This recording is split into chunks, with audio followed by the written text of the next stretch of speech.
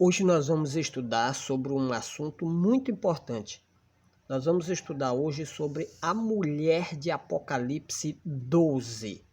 Então, estejamos preparados para pesquisar, analisar profundamente as profecias, ali registradas no capítulo 12 do livro de Apocalipse. Oremos ao Senhor.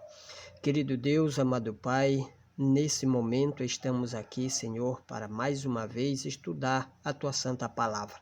Desvenda os nossos olhos, desvenda a nossa mente, o nosso coração, para entender, compreender as Tuas revelações. Nos ajude a entender e também aceitar, em nome de Jesus. Amém, Senhor. Amém. Amém. Bom, hoje nós vamos estudar sobre a primeira fase da mulher de Apocalipse 12. Por quê? Por que a primeira fase? Porque o Apocalipse 12 divide a história da mulher em 7 fases. E hoje nós vamos estudar a primeira. Ok? No capítulo 12 de Apocalipse, conta ou está registrado uma história profética.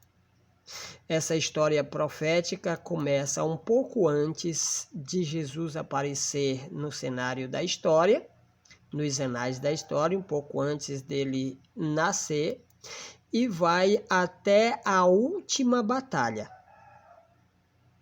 Essa história são divididas em 7 fases. E hoje nós vamos estudar sobre a primeira. A protagonista desta história é uma mulher vestida do sol. E o antagonista é um grande dragão vermelho. E a história, ou o capítulo 12, revela entre eles dois uma grande guerra.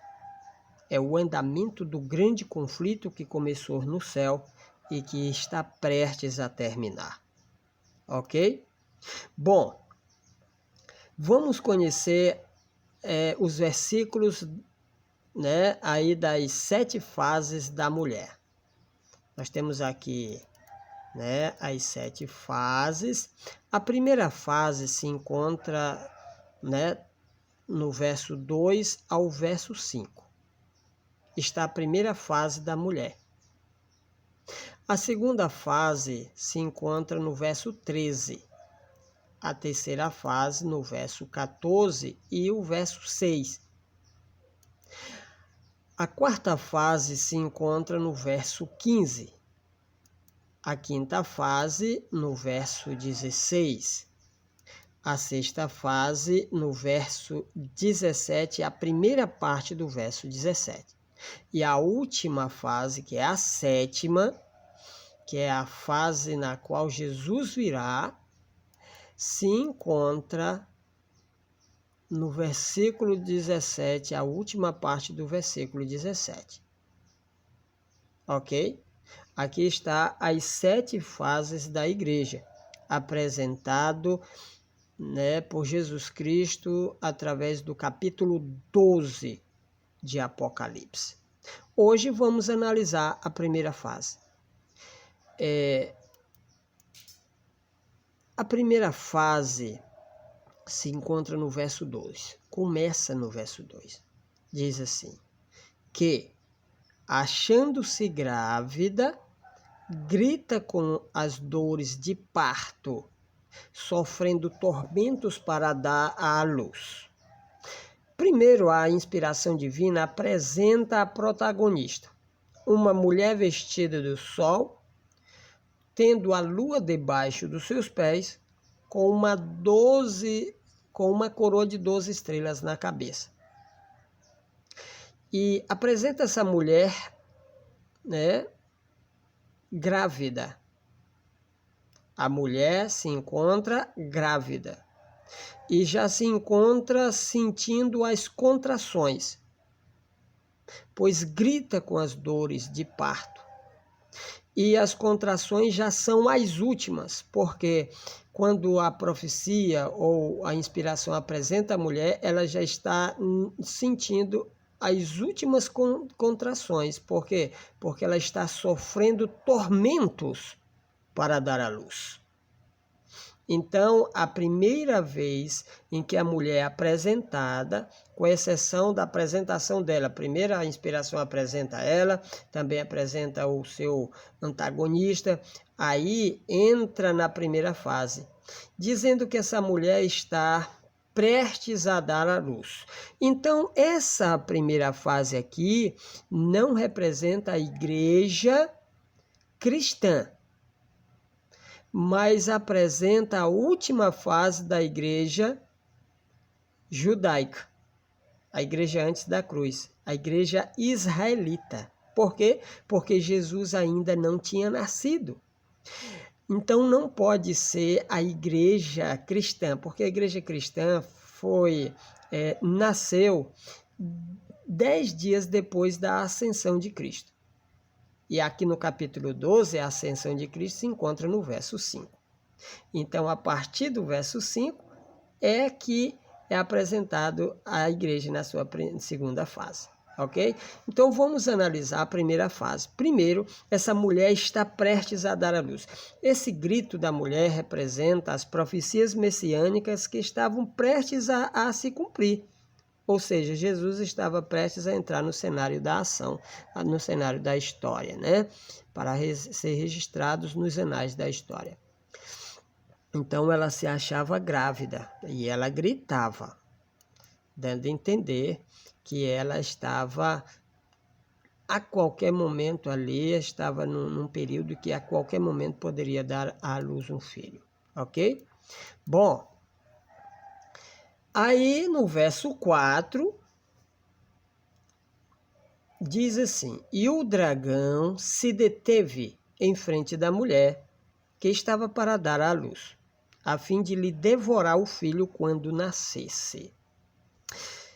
Eu quero fazer algo aqui, uma observação muito importante, né? Repetindo o que eu já falei e adiantando aquilo que eu não falei. Capítulo 12, como eu já falei, divide a história da igreja, a história desta mulher, porque essa mulher representa a igreja, divide a história dessa mulher em 7 fases, sendo que a última, né, é muito importante. 6 dessas primeiras fases, no final de cada fase, a igreja se apostata. A igreja deixa a simplicidade do evangelho, deixa Jesus Cristo e se une com o mundo. No final de cada fase. Então, aqui se encontra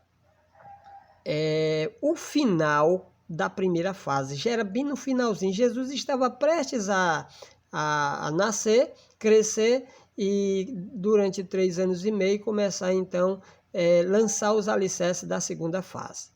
Ok? Aqui diz que o dragão se deteve em frente da mulher que estava para dar à luz. Então, depois que apresenta o antagonista, o dragão entra ou é apresentado aqui pela inspiração divina pela primeira vez um pouquinho antes do nascimento de Cristo. Por que um pouquinho antes? Porque a mulher estava gritando já para dar à luz. Jesus estava prestes a nascer quando o dragão entra em ação e vem de lá para cá, e em vez de tragar a mulher e matar a mulher com filho e tudo, ele se detém na frente da mulher. Como se ele não quisesse causar mal à mulher. Ele se detém.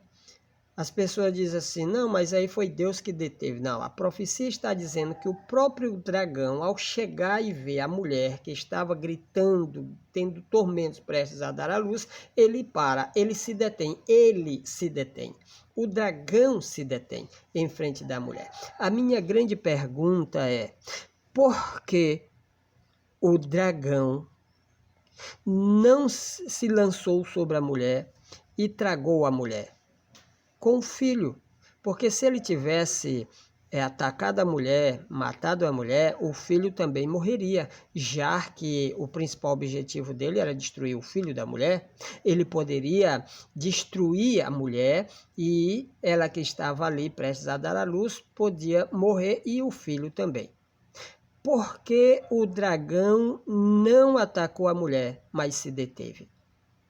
Bom, existe uma história na Bíblia que vai nos ajudar a entender por que o dragão se deteve, parou, em vez de ir em frente e atacar a mulher, matar a mulher com o filho e tudo, mas ele se deteve. Ele se deteve em frente da mulher, que estava para dar à luz. E o objetivo dele era devorar o filho quando nascesse. Ele não queria causar dano à mulher, mas ao filho dela. O filho dela era o alvo. O seu objetivo era matar o filho. Vamos ver por que ele não atacou a mulher. Nós temos a história de Jó que nos ajuda a entender essa parte, porque Satanás, o dragão, Roma pagã, não matou a mulher. Jó 1:12 diz assim: disse o Senhor a Satanás: eis que tudo quanto ele tem está em teu poder, somente contra ele não estendas a mão. Então, quando Satanás se apresentou diante do Conselho Celestial e pediu, uma prova em relação a Jó, Deus entregou tudo quanto Jó tinha nas suas mãos. E deu liberdade para ele tirar tudo quanto Jó tinha. Ele só não podia tocar em Jó. A única coisa vedada aqui era o próprio Jó. Mas ele podia, tinha permissão de atacar e tirar tudo quanto Jó tinha. Aí ele desce, reúne seus anjos, para dar um golpe em um único dia, a fim de levar ao máximo, a fé de Jó à prova. E naquele dia ele tirou as 7.000 ovelhas de Jó, os 3.000 camelos de Jó, as 500 juntas de bois, as 500 jumentas e os 10 filhos de Jó. Mas existiu uma coisa que ele não tirou de Jó. O que foi? A mulher dele. Satanás não feriu a mulher de Jó. Por quê? Pelo mesmo motivo em que ele não feriu a mulher que estava prestes a dar à luz. Olha o que o livro de Jó revela. A expressão era: tira tudo. Eis que tudo quanto ele tem está em teu poder. Então vamos ver aqui por que ele não matou a mulher de Jó. O verso 2:9 está a resposta, ou dar a resposta. Então sua mulher lhe disse: ainda conservas a tua integridade? Amaldiçoa a Deus e morre. O maior objetivo de Satanás era levar Jó a blasfemar contra Deus, isto é, amaldiçoar a Deus. Mas ele não conseguiu. Mas a pergunta é: por que ele não matou a mulher de Jó se Deus deu tudo quanto ele tinha e entregou ao seu poder? É porque ele viu que a mulher de Jó poderia ser usada por ele para levar Jó ou tentar Jó blasfemar contra Deus. Esse foi o motivo. Então, em cima, por que o dragão não se deteve em frente da mulher? Porque na primeira fase, aqui é a última, é o finalzinho da primeira fase, igreja judaica. Ele não matou a mulher, não matou a igreja, a fim de impedir que Cristo nascesse e viesse ao cenário da história, porque a mulher já tinha feito as pazes com ele. A igreja judaica, quando Cristo apareceu no cenário da ação, ela já estava no seu finalzinho e já estava apostatada. Por quê? Porque no final de cada fase a igreja se apostata. Só não se apostata na última fase, que é o remanescente, é o último. É aquele que vai dar o último convite e é aquele que vai ser trasladado ao céu. É o remanescente. Mas as 6 primeiras fases, no final de cada fase, a igreja se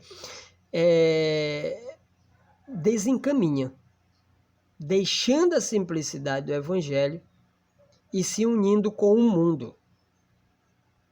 Vamos ver se a igreja estava apostatada ou não. Vamos ver se o dragão usou a própria mulher para matar Jesus ou não.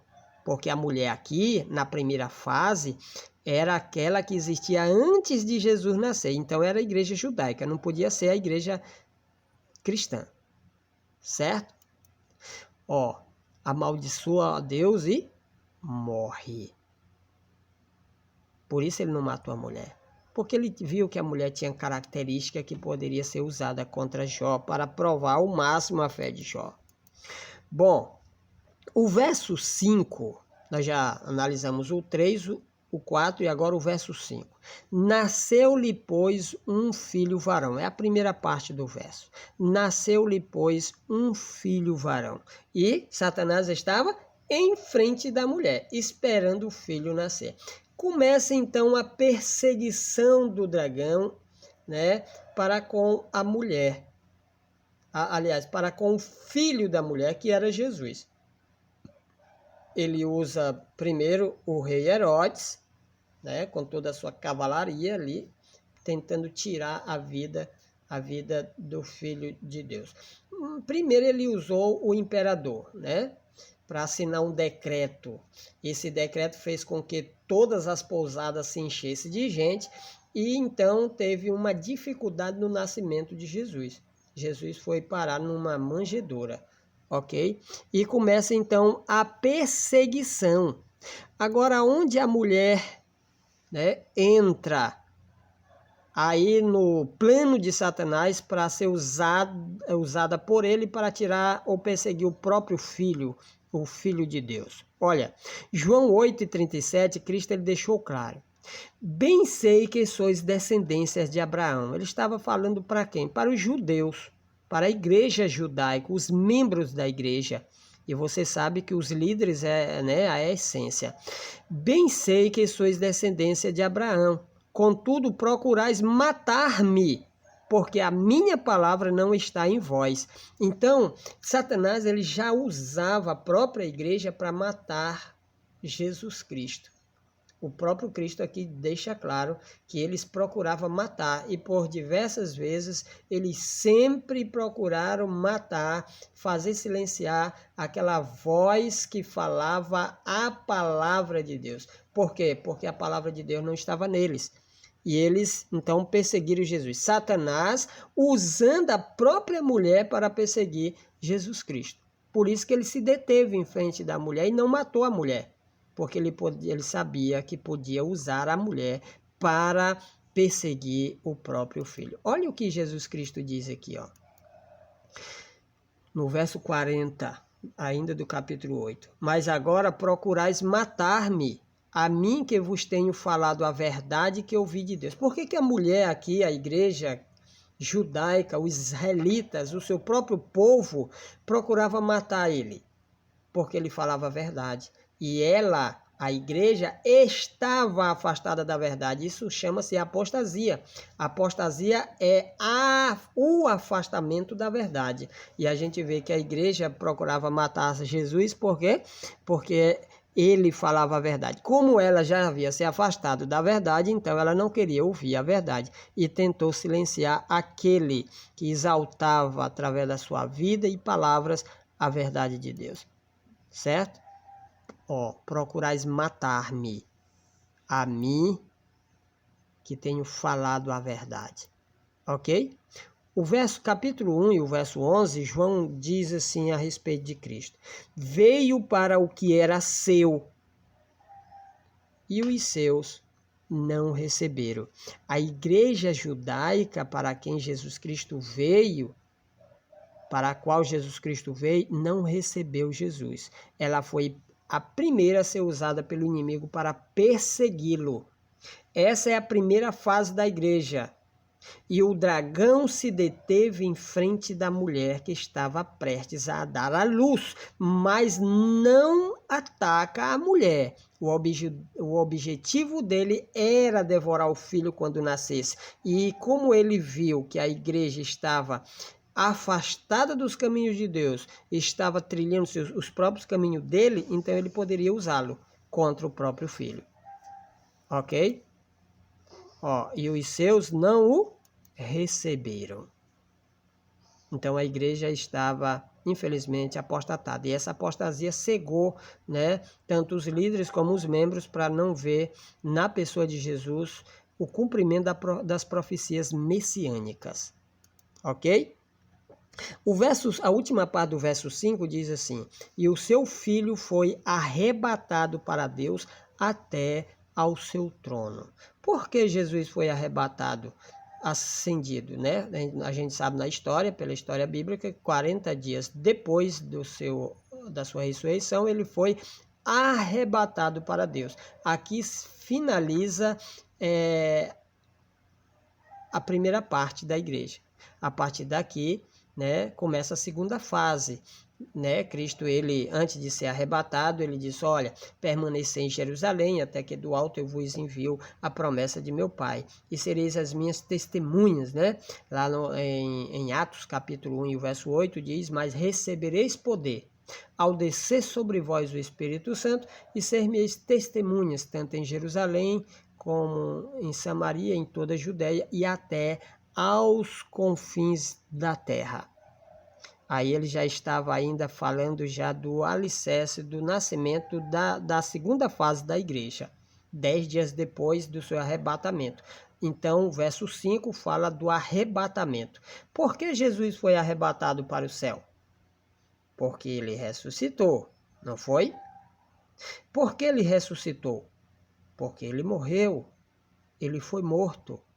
A minha pergunta é: quem o matou? Quem entregou ele para ser morto pelas mãos do próprio dragão, os romanos? Porque o dragão, segundo o grande conflito e segundo a própria Bíblia, no sentido rei, representa Satanás, o rei das trevas. No sentido reino, porque animal na Bíblia representa rei e reino, e um dragão é um animal, então no sentido reino representa Roma pagã. O dragão, no sentido reino, representa Roma pagã. No sentido rei, representa Satanás, usando como instrumento o paganismo para atacar Jesus e os seus filhos no decorrer de toda a história. Ok? A minha pergunta é: quem entregou Jesus? Se Jesus foi arrebatado, é porque ele morreu e ressuscitou. E por que ele morreu? Quem entregou? Nós vamos analisar aqui quem foi que entregou Jesus para ser morto, a fim de que Jesus pudesse então ali ser tentado a sair fora do plano da salvação, matar seus inimigos, então, e o plano da salvação teria sido de água abaixo. Por quê? Nós vamos ver quem entregou, né, o próprio filho para ser morto nas mãos do dragão, porque quem matou Jesus foram os romanos, né? Então quem entregou? E os romanos era representado, né? Representava Roma e Roma representou o dragão. Disse-lhes Pilatos. Quem era Pilatos? Um representante de Roma, um representante do dragão. Disse-lhes Pilatos: eis o homem. Ao verem-no, os principais sacerdotes e os guardas gritaram: crucifica-o, crucifica-o. Analisa a passagem. Os principais sacerdotes. O que foi que eles falaram? Em meio à turba assassina, Quando Pilatos diz, eis o homem, depois de ter açoitado Jesus, colocado uma coroa de espinho em Jesus, o que foi que os principais líderes, os pastores da época, os presidentes da época, aqueles que estavam no comando da igreja, na direção da igreja, o que foi que eles falaram? Crucifica-o, crucifica-o. Então a ideia de matar Jesus crucificado não partiu do dragão diretamente.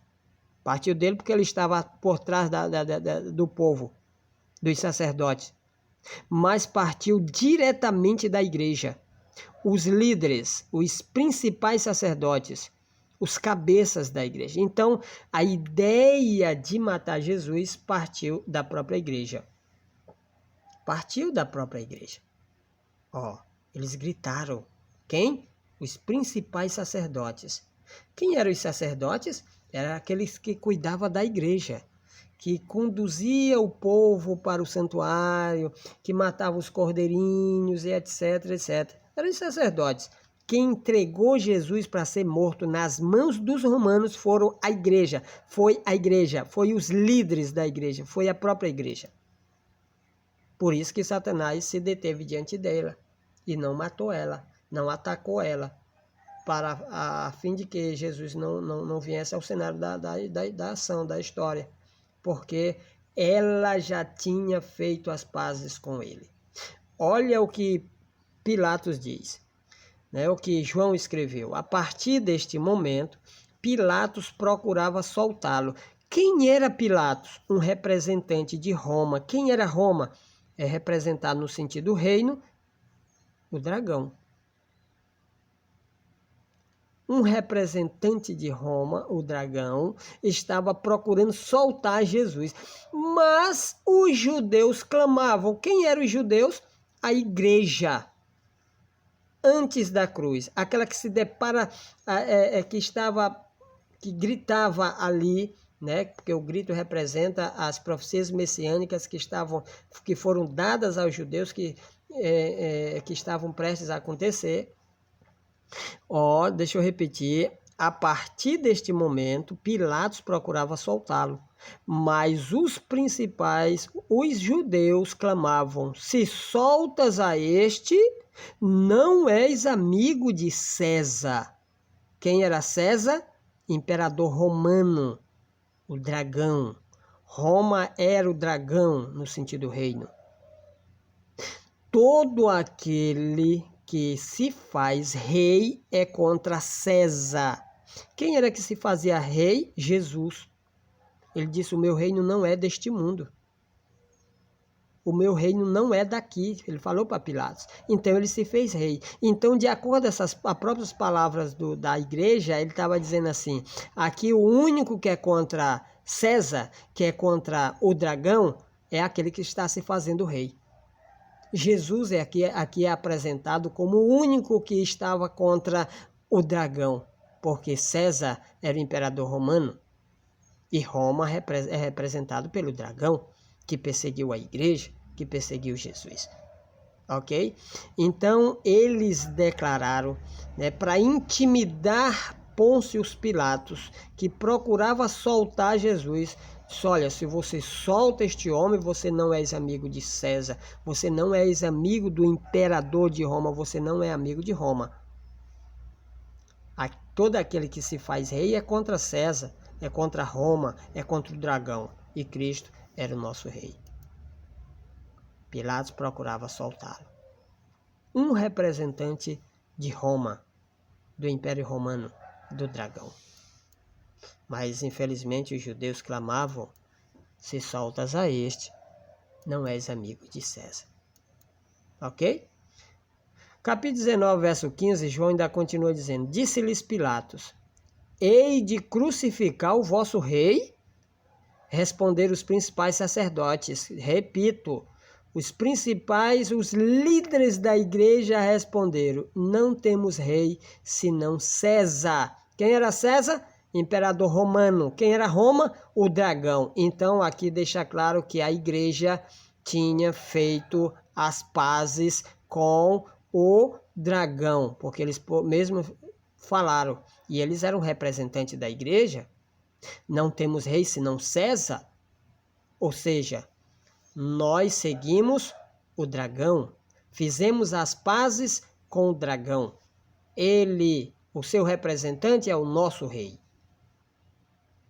É por isso que na primeira fase, Satanás, bem no finalzinho, ao chegar, vê ela gritando, a igreja gritando, as profecias messiânicas prestes a se cumprir, ele não ataca ela, mas se detém ali esperando o filho nascer.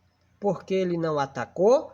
Porque ele viu, como ele viu na mulher de Jó, que poderia usá-la contra o próprio filho para matar. E quem entregou Jesus para matar foi a igreja judaica. Aqui, ó, os principais sacerdotes. A ideia foram deles, certo? Os principais sacerdotes disseram: não temos rei senão César. Ok? Essa é a primeira fase. A igreja judaica, na sua última, bem no finalzinho. Eu vou repetir. Na segunda fase, a igreja remanescente ali, né? Na terceira fase também. Tanto na primeira, como na segunda, na terceira, na quarta, na quinta e na sexta. No finalzinho de cada uma delas, a igreja se une com o mundo e faz as pazes com o dragão para perseguir o remanescente. Ok? Então vamos ver o remanescente. Se a igreja se apostata no final de cada fase, e aí? Onde fica a igreja vestida do sol? Porque o sol representa Jesus, a sua justiça. É uma igreja revestida da justiça de Cristo com a lua. A lua reflete a luz do sol, ou seja, a lua está representada ali como alicerce da mulher, que ela está assim, em pé firme sobre a lua. A lua representa a palavra de Deus, que é o alicerce, é a rocha, né? É a rocha eterna, é o alicerce da igreja. A igreja deve estar alicerçada na eterna palavra de Deus, num assim diz o Senhor e não num assim diz o homem. Ok?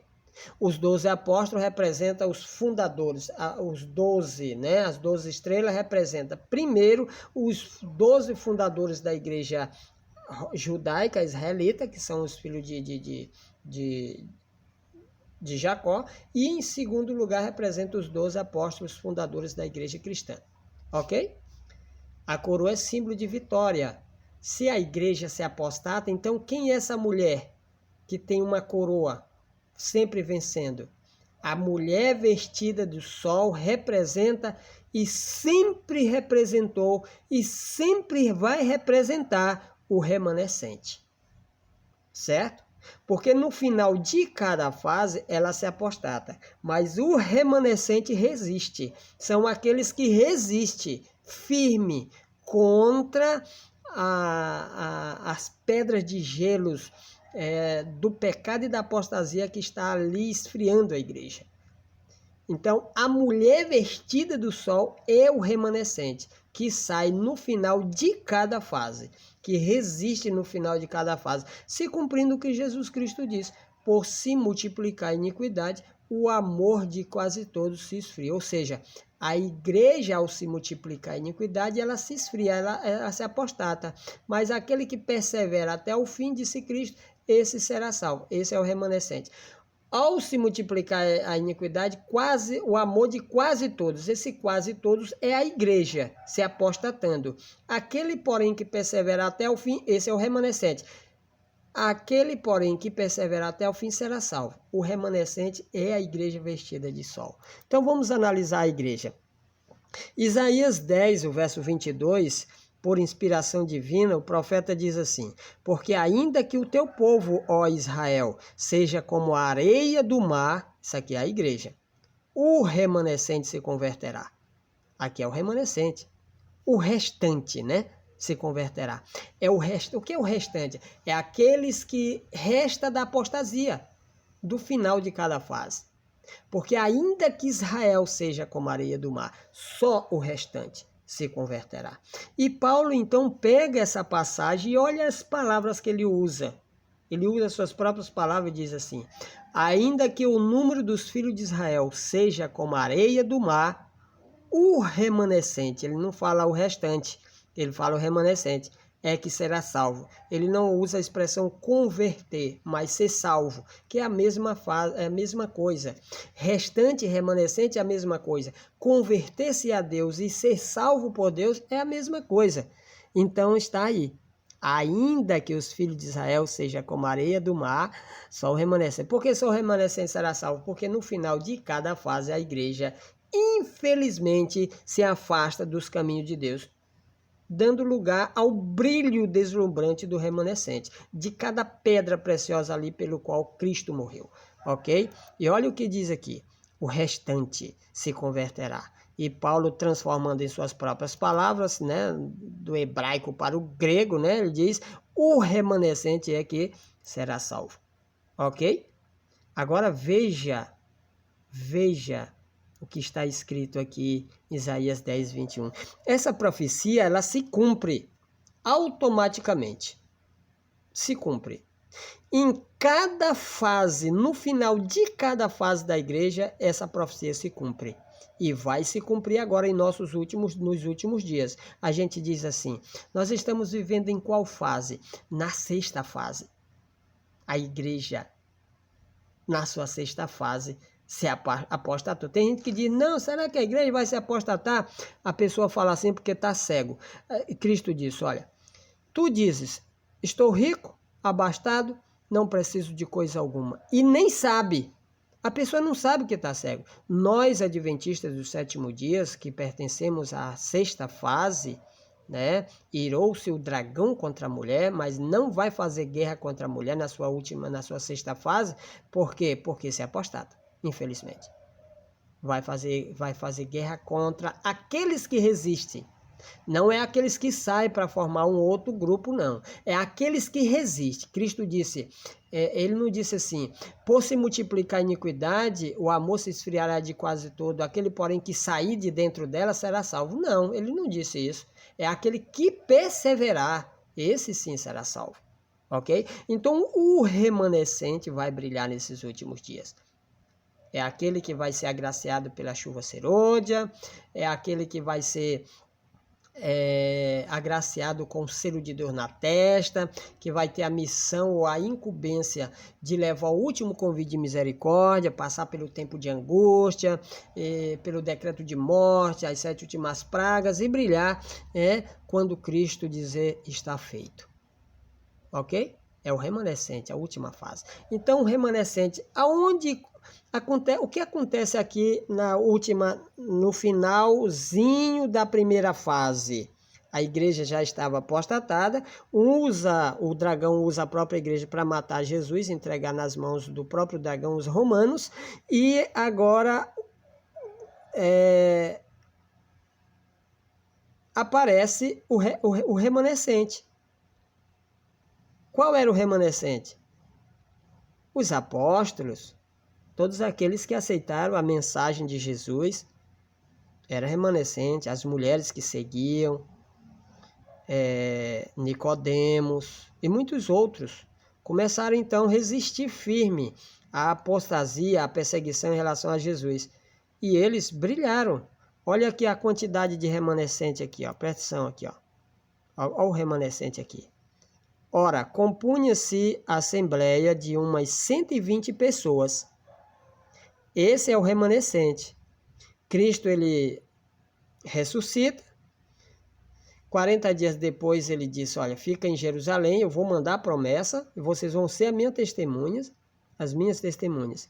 Aí, quando Jesus ascende ao céu, cerca de 120 pessoas estavam lá, né? Na assembleia, na igreja, como a igreja. Esse é o remanescente. Foram esses que foram agraciados pela chuva temporã e lançaram o alicerce da igreja na segunda fase. Esses aqui são aqueles que estão vestidos do sol, isto é, de Jesus, com uma coroa, isto é, sempre obtendo a vitória sobre o mal, né, com 12 estrelas na cabeça, porque partiram dos 12 apóstolos. Mas essa igreja bem aqui, a gente vai ler na segunda fase, você vai ver que ela se apostata lá no século XIV, no século IV, se unindo com os pagãos, né? E então aparece o remanescente, lançando o alicerce da terceira fase, que atravessa ali os 1260 anos de perseguição. Ok? Então, se a gente analisar, né, o remanescente é muito pouco. Quantas pessoas Jesus não curou? Só as curas. Entre expulsões de demônios, paralíticos, cegos, aleijados, leprosos. Quantas pessoas Jesus não curou naquela época? E lá na Assembleia, formando uma Assembleia que estava esperando a chuva temporã, a promessa do Pai, só tinha umas 120 pessoas. Foram elas as pessoas usadas pelo Espírito Santo quando ele desce no Pentecoste para lançar o alicerce da igreja na segunda fase. Aqui está o remanescente. Ainda que o teu povo, ó Israel, seja como a areia do mar, a primeira parte lá em cima, o restante se converterá. Ainda que o número dos filhos de Israel seja como a areia do mar, milhares e milhares, só uma assembleia de umas 120 pessoas se converterá. Que Deus possa nos abençoar e nos levar a entender as 7 fases. Se nós entendermos as 7 fases da igreja, baseando e comparando com a história, a gente percebe que no final de cada fase, com exceção da última, a igreja se afasta da simplicidade do evangelho e se une com o mundo. É triste dizer isso, mas graças a Deus, em meio a esta apostasia